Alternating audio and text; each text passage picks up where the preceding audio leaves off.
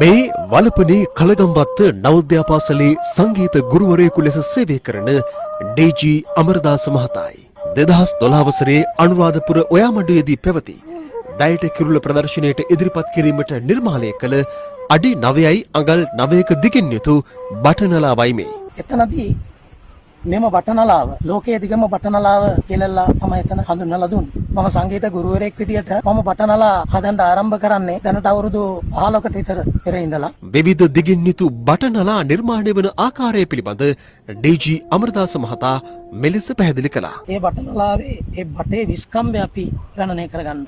මේ විදලා තියෙන ජීද්‍ර එහෙමත් නැත්නම්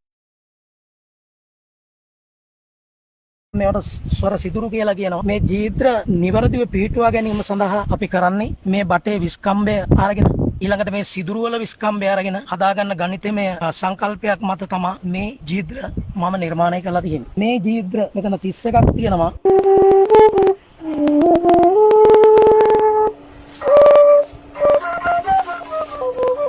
දැඩි සංගමයකින් නිර්මාණය කළ යුතු වන බටනලා නිෂ්පාදනය කරන ඩී.ජී. අමරදාස මහතාගේ වැඩපොළයි මේ.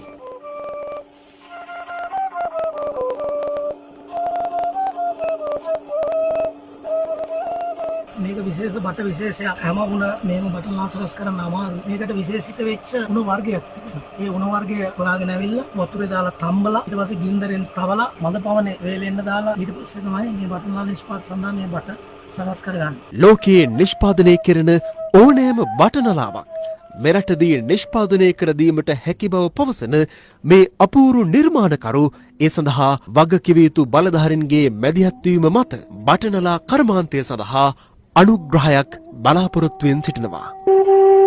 වැඩ අවසන් කරනු බටනලාව තමයි මේ අතේ තිබෙන්නේ. මේක ඩබල් C වර්ගයට ඇති බටනලාවක්.